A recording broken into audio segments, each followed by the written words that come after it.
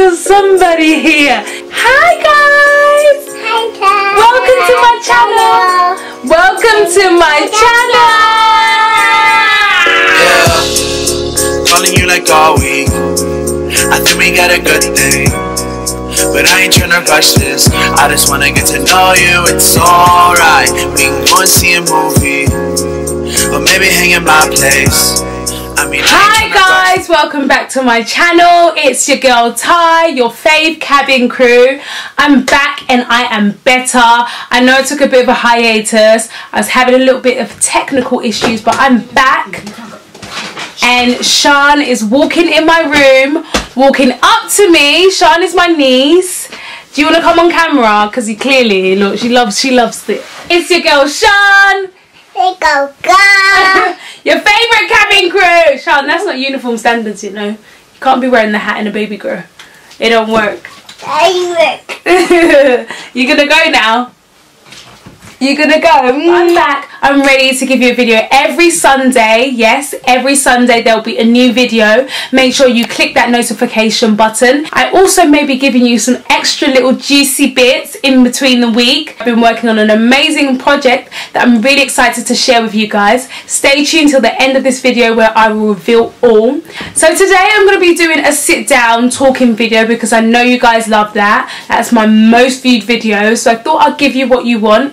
Also, have a check out of some of my vlogs. I'm going to be talking to you about my most requested subject, assessment days. I'm going to talk you through the structure, my experience, and I'll talk you through some tips I have for the assessment day. Disclaimer, I am not this recruitment guru, assessment day guru. These are just my personal tips from what I've taken from my experience. That's all. Please take it with a pinch of salt. Okay guys, don't go quoting me and say Ty said. Ty's just trying to help, that's all. They do change the questions, so I can't be specific with you about the questions, but it's still the same general idea. So the assessment day is broken down into separate categories. So when you first get there, you have to present your documentation. They'll double check that everything is correct that you need, and then they'll take copies of what they need to take copies of, and then go into, I think it was like a room, I don't know how they do it now, but it was a bit of a room. You went over there, they checked your height, so they made sure you was between 5'2" and 6'1". They also made you carry a bag into the overhead locker to make sure you could reach it. They also made us pull the manual inflation handle. I'm not sure if you still have to do that anymore. That's slightly changed. Also had to just double check that I didn't have any visible tattoos or piercings. I also checked to see if you can sit in a jump seat, make sure that you can put your seatbelt on and everything. And what else did they check? I think that was all. Really. It's like the part that you need to worry about the least. I do get questions where people are saying, oh my gosh, I'm so scared about the height test. Guys, relax. Relax. In terms of documentation, I get lots of emails and questions and DMs and all of that kind of fun stuff asking me about working in the UK when you're coming from abroad. So what I have read, and I'm going to put the link down below as well so you guys can also go and read. BA have this fantastic website which answers most of the questions that I get from you guys, so please do check down below just to cover that question because I do get it often. If you want to work for British Airways and you live outside of the UK, before you are offered that job you need to have the right to work within the UK. BA will not provide that for you. They will not assist you in that. That needs to be already there. It's a requirement prior to the job. So that is all a part of the documentation check. They will check that. So you have to sort that out. How you go about that, personally, I don't know, but I'm sure a quick Google search will give you some more information. Stage 1, we're going to call it Stage 1A. Stage 1A is a role play. It's a customer service role play. Specifically what the role play is, I can't tell you because I honestly don't know. I can't even remember what mine was, but I know it was a customer service role play whereby I had an issue and I had to resolve it on a customer service level. This makes a lot of sense because you are going to be working in a heavily based customer service role. You also have to read out a PA. It's about a paragraph. It's nothing to be concerned about. A lot of people always say to me, oh my gosh, I'm really nervous about the PA. Sorry guys, I'm hot, so I'm drinking water. Stay hydrated. Anyway, yeah, so I think once someone even asked me to send them a PA, I can't send you guys PAs, unfortunately. That's not something I can do. But I can say to you that it's about paragraph. It's nothing to stress over. It's not some massive words that you're not going to be able to read. If you read a magazine or if you read a newspaper, you are going to be able to read that paragraph. It's more about taming your nerves. They just want to check you can read. So role play, I would just say be confident. They leave the room and give you a bit of time to read over the PA. Use that. I think it was about 1 or 2 minutes to read over the PA. Someone said to me, oh, I don't know why they did that. For me, I found it really, really helpful because I just kind of read it to myself so that I kind of prepared myself to stand up and read it in front of somebody else in such a nerve-wracking situation.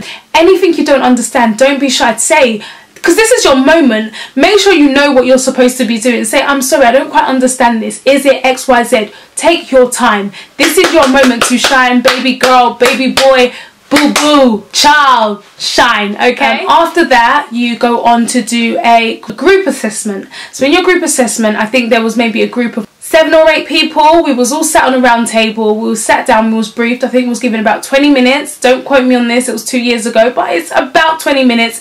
We was given some laminate pieces of paper. It was in the middle of the table, face down. We was briefed, said that there's a scenario here. We want you to work as a team to resolve it, and we will be assessing you. There's about 3 to 4 assessors in the room watching us. The name of the game is to work as a team, guys. To be honest, it doesn't really matter if you resolve that issue. What matters is how you work together, work as a collaborative. Even if you don't resolve it, it's all about how you played a part. If you can solve it, fantastic. If not, don't stress. Honestly, it's more about your ability to work with people that you've just met in a short amount of time and how you're able to make valuable contributions to come to a resolve. I hope you have a pen and paper because I'm dropping those gems. Yeah. Story time. There was a laminate, maybe like 4 laminate pieces of paper. We turned over the laminate piece of papers. One girl kind of took initiative. She kind of took charge. Mind you, I'm a very, very inquisitive person. I'm nosy. I was trying to be all cutesy about it. I'm nosy. I want to know things. So I'm just sitting there listening to everybody, and I realised that on the table there was 1 laminate that was still turned over. So I said, oh, hang on a minute, guys, there's a laminate, turn it over. I'm not even going to lie to you. I think that got me the job, apart from the fact that I'm fabulous. But no, so honestly, I think it's all about being vigilant. It's because that's what it's like when you're online. When you are out in the field, that's what we're going to call it, the field, the battlefield.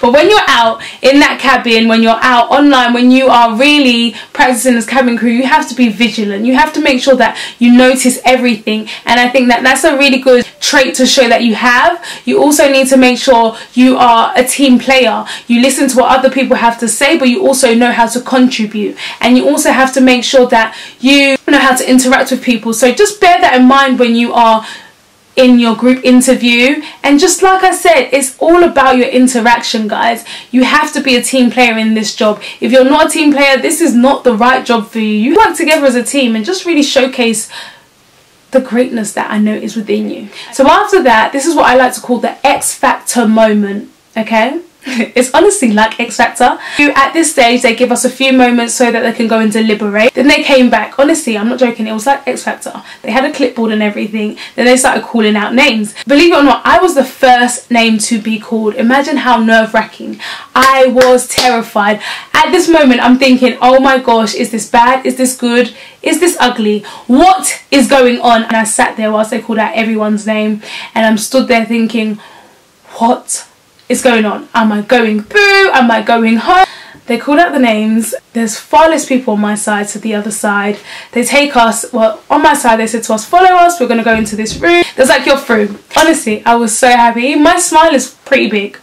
On that day, it was even bigger. It was like from ear to ear. One girl literally turned around and said to me, oh my gosh, you're so happy, look at your smile. At this stage, they do a presentation. They kind of just brief you through what to expect as cabin crew. I think at this stage is when I realised that I applied for Heathrow. I didn't even know that I'd applied for Heathrow. That's how much of a whim it was when I applied for my role. I was just like, oh my gosh, I want to be cabin crew. And then I got there and thought, I want to be cabin crew so bad. There, they told us what fleet we had applied for, assuming that we knew. I didn't, but hey ho, I'm still here. They were very realistic about the whole thing. and I think that they was very informative in terms of, they said, honestly, you're going to miss birthdays, you're going to miss Christmases, you're going to miss New Year's, you're going to miss big events, you're going to miss things. But that is what comes with the job. You have to take the rough with the smooth. And honestly, at that point when they said that, I said, yes, I'm ready to miss them all. Let me miss them. How many birthday dinners can I go to? I've eaten in the whole of London. I'm ready to fly. Let me fly. I have a friend who went for an interview, and she said after that stage was the moment she realised that she didn't actually want to be cabin crew. She thought, oh my gosh. And they talk about home standby, airport standby. They told us about what an example roster looked like. So I feel like that part of the assessment day is really informative, and for me, I feel like it really helped solidify the fact that I wanted that job. When I saw that roster, I was ready for all of it. I said, give it to me, let me miss out. I don't mind.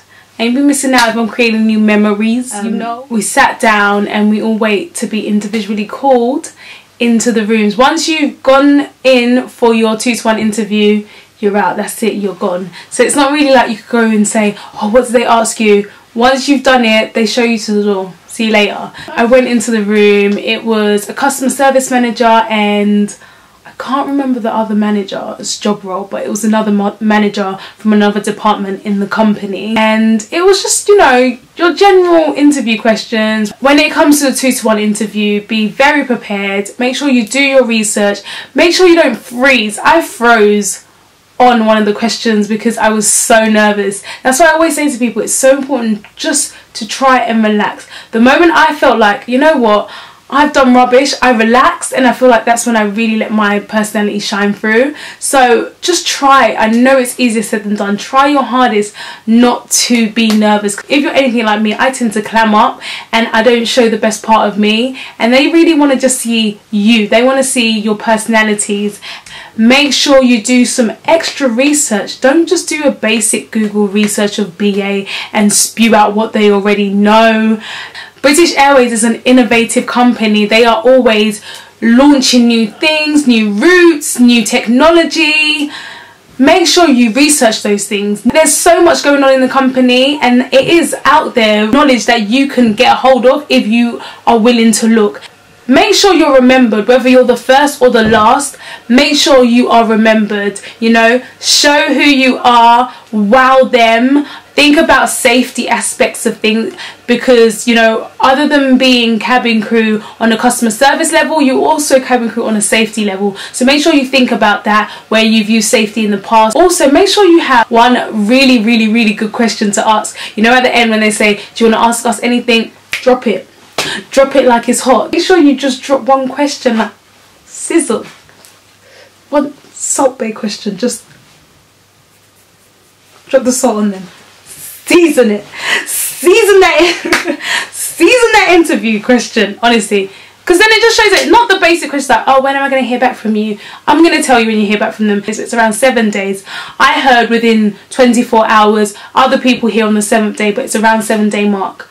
Don't ask that question. I just gave you the answer. Go and find a nice question to just on your interview, okay? So guys, that's the wrap. That is pretty much it. Those are my tips. That is the structure of assessment day and just my experience in total. And I'm wishing you guys all the luck with any assessment days that you have coming up. And if you're thinking about applying, please do. It's really, I always say, I would encourage anybody to do this job. Try it. If you love it, you love it. If you don't, at least you tried it. But for me, loving life, living my best life. To my announcement, I'm really excited to tell you guys that I've worked with British Airways on a summer behind the scenes vlog series where I will be taking you behind the scenes at BA and show you how we as a team, as a company, work together to get you away on your summer holidays. It's called Take Off Tuesdays. It will be out every Tuesday and I'm really excited to share it with you guys. It will be on my channel. It will also be on the British Airways channel, and you also get to see me doing my job, doing what I love, and getting a little bit more of an insight. It's an amazing opportunity just to see what it's like to be a part of this world, guys, and I know you love things like that, so please watch, support. Thank you so much for watching this video. I hope I answered a lot of your questions. If I didn't, I'm going to pop a link down below from the official BA website, the careers website, where they answer some frequently asked questions. It covers extensive content, a lot of questions that people ask me and I genuinely don't know the answer to. Thanks for watching, guys, and see you next week. Oh, make sure you comment, subscribe, and you like. Bye.